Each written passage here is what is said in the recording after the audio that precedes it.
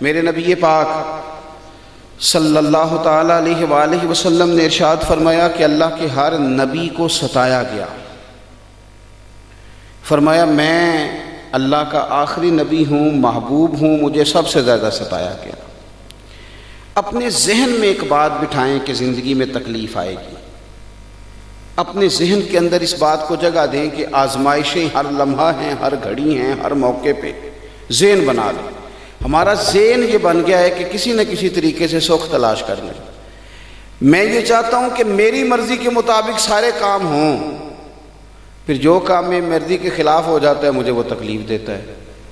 حالانکہ اگر بندہ سیکھ جائے کہ مرضی میری نہیں چلے گی، مرضی رب رسول کی چلے گی، جب وہ سیکھ جائے نا تو بعض تکلیفیں بھی اسے مزہ دیتی، بعض آزمائشیں بھی اسے مزہ دیتی۔ بعض اوقات اگر کہیں کوئی چیز کڑوی بھی آ جائے نا تو بھی فائدہ دے جاتی ہے۔ قرآن مجید میں متعدد مقامات پر آزمائش کا ذکر ہے، متعدد مقامات پہ اللہ کے امتحان کا ذکر ہے، متعدد مقامات پہ کہا گیا کہ تمہیں آزمایا جائے گا۔ لیکن ہمارا یہ طریقہ ہے کہ نعمتیں آتی رہیں تو ہم راضی رہتے ہیں، اور کسی جگہ اگر کمزوری آئے، کسی جگہ امتحان دینا پڑ جائے، کسی جگہ کوئی کڑوی چیز آ جائے۔ محمود غزنوی بیٹھے ہوئے تھے، پھل کھا رہے تھے، تو ایک مالٹا محمود غزنوی کے قریب آیا تو اس کو توڑا، مالٹے کے ٹکڑے ہوتے ہیں، اس کی کاشیں بن جاتی ہیں۔ ایک ٹکڑا اس نے نا کھانے سے پہلے ایاز کو دیا، ایاز فٹافٹ کھا گیا۔ اب محمود نے دوسرا حصہ اسی مالٹے کا اپنے منہ میں رکھا تو تھوک دیا، اتنا کڑوا۔ پھر پلٹ کے نظر ڈالی ایاز پہ تو کہنے لگے یار تو عجیب آدمی ہے، اتنا کڑوا تھا تو نے بتائی نہیں، گٹ گٹ کر کے تو کھا گیا ہے۔ تو اس نے جو بات کی نا جواب میں، وہ سمجھانے لائق ہے، وہ سمجھنے لائق ہے، وہ غور کرنے کی بات ہے کہ اس طرح بھی ہوتا ہے۔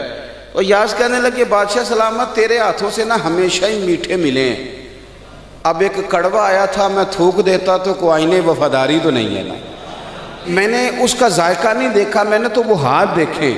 وہ خدا جو نعمتیں دے اور اتنی دے کہ کہے تم سے گنی نہ جائیں، اتنی نعمتیں دے، تو وہی رب اگر کہے وَلَنَبْلُوَنَّكُمْ بِشَيْءٍ مِّنَ الْخَوْفِ وَالْجُوعِ وَنَقْصٍ مِّنَ الْأَمْوَالِ وَالْأَنفُسِ وَالثَّمَرَاتِ، تمہیں ضرور آزمایا جائے گا، خوف کے ذریعے، بھوک کے ذریعے، مالوں اور جانوں کی کمی کے ذریعے تمہیں آزمایا جائے گا۔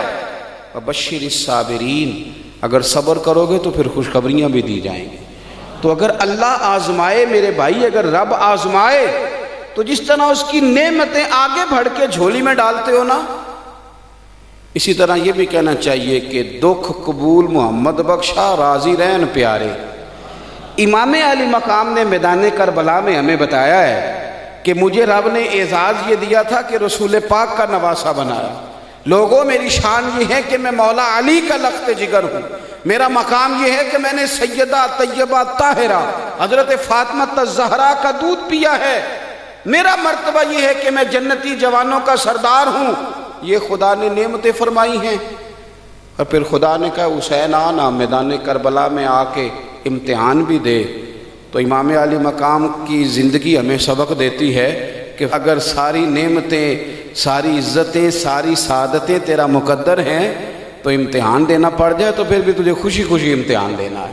اور کس طرح دینا ہے کہ علی اصغر سے لے کر علی اکبر تک، اور جناب قاسم بن حسن سے لے کر حضرت عباس تک، اگر سارا گلشن بھی امتحان میں پیش کرنا پڑے تو پیش کر دینا ہے، اور پیغام یہی دینا ہے کہ دکھ قبول محمد بخشا، بس راضی رہن پیارے۔ وہ راضی رہے، بات ختم ہو گئی۔